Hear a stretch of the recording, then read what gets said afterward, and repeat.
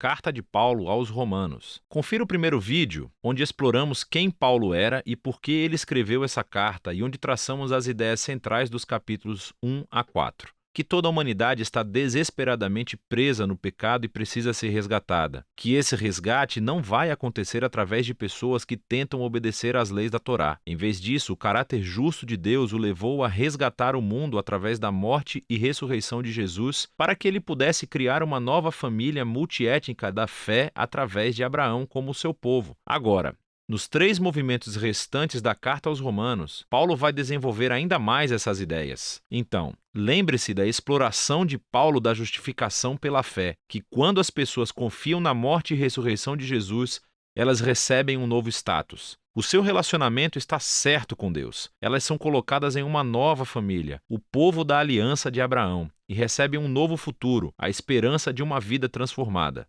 Agora, Paulo quer mostrar como essa realidade deveria reformular cada parte da nossa existência. Porque estar nessa família significa fazer parte de uma nova humanidade que Deus está criando através de Jesus e do Espírito. Então, Paulo volta ao primeiro personagem humano da história bíblica, Adão.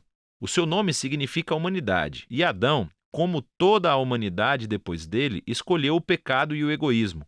E assim, todos nós enfrentamos o julgamento de Deus porque nos tornamos escravos da influência do pecado, resultando em morte.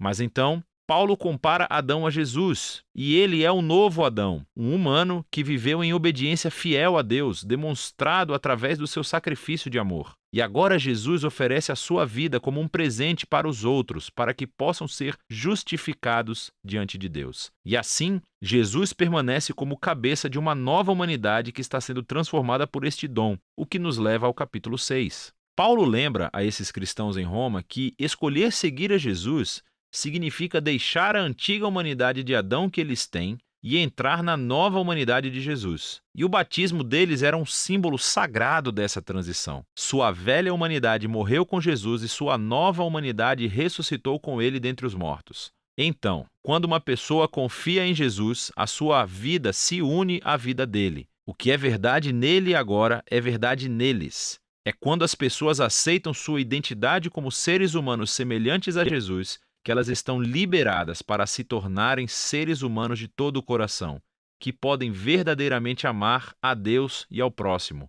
Agora, se criar esta nova humanidade sempre foi o propósito de Deus, Paulo pergunta no capítulo 7, qual foi o objetivo de Deus ao dar a lei ou a Torá a Israel? Quando Paulo usa essa palavra, a lei, ele às vezes quer dizer o enredo e a mensagem dos 5 primeiros livros da Bíblia, mas outras vezes ele está se referindo mais especificamente às centenas de mandamentos dados através de Moisés e que são encontrados na Torá. Aqui, o foco de Paulo é no segundo significado. Qual foi o propósito de todos esses mandamentos? Paulo diz que os mandamentos da Torá eram bons. Eles mostravam a vontade de Deus para como Israel deveria viver. Mas se você ler o enredo da Torá, Israel quebrou todos esses mandamentos. Quanto mais leis Israel recebia, mais eles repetiam o pecado de Adão e se rebelavam. Assim, mesmo quando Deus deu ao seu povo regras morais específicas para obedecer, isso não resolveu o problema do coração humano pecaminoso. E, paradoxalmente, essas regras tornaram Israel ainda mais culpado. Mas, segundo Paulo, o objetivo é esse paradoxo.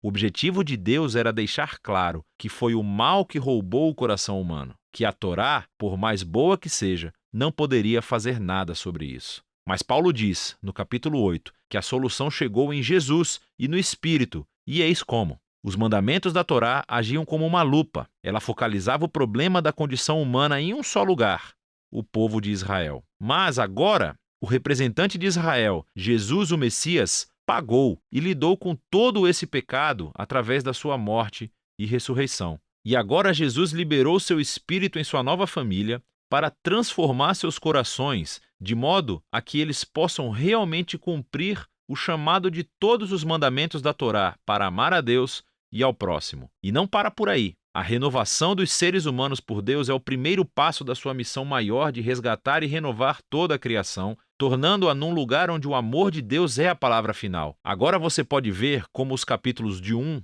a 8 são um longo fluxo de pensamento, mas isso levanta outras questões. Se tudo isso foi o objetivo de Deus, qual é a situação atual dos companheiros israelitas de Paulo que não reconhecem Jesus como Messias? Como essa história cumpre as promessas de Deus para eles? Bom, Paulo começa no capítulo 9 com a sua própria angústia sobre os seus companheiros israelitas que não acham que Jesus é o Messias. E isso o leva a refletir sobre Israel no passado, na história do Antigo Testamento. E ele nos lembra que simplesmente ser da etnia israelita, ou seja, um descendente físico de Abraão, nunca tornou automaticamente as pessoas em membros fiéis da família da aliança. Paulo nos mostra como Deus sempre selecionou um subconjunto da família de Abraão para seguir a linha da promessa. E o seu objetivo é que agora essa linha da promessa seja realizada por aqueles que seguem a Jesus. Ele lembra que por muito tempo as pessoas dentro e fora da família de Abraão rejeitaram a vontade de Deus. Ele nos lembra da história de Israel e do bezerro dourado e da rebelião do faraó. Ele nos mostra como Deus foi capaz de orquestrar eventos para que a rejeição das pessoas a ele realmente cumprisse seus propósitos redentores.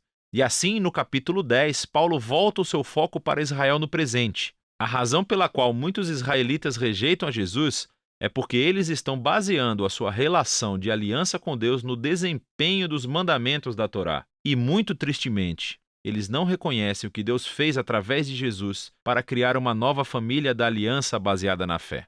E assim Paulo pergunta no capítulo 11, qual é o futuro de Israel? Deus abandonou seu povo? Não, diz ele. Há toneladas de judeus, incluindo ele próprio, que reconhecem Jesus como seu Messias. Mas há muitos que não o reconhecem. Mas Deus tem sido capaz de usar a sua rejeição para os seus próprios propósitos. Isso fez com que o evangelho se espalhasse cada vez mais rápido no mundo gentil, tornando a família de Abraão ainda maior e mais multiétnica. Paulo descreve a família da aliança de Deus como uma grande oliveira. E os que rejeitaram Jesus são os galhos que foram quebrados, por assim dizer. E esses gentios são como galhos selvagens que foram transplantados na árvore genealógica. No entanto, diz Paulo, um dia Jesus será reconhecido pelo seu próprio povo, e ele não oferece detalhes como isso irá acontecer. Paulo simplesmente confia no caráter de Deus e promete que ele não desistirá do seu povo da aliança. O que completa a transição para a seção final do livro, capítulos 12 a 16. Mas lembre-se do esboço geral da história. Por causa da sua fé em Jesus, judeus e gentios estão agora juntos na família de Abraão, essa nova humanidade que está sendo transformada pelo Espírito de Deus. E assim é como Deus está cumprindo as suas promessas antigas. Portanto, a única resposta razoável é que esses judeus e cristãos não judeus sejam unificados como a igreja.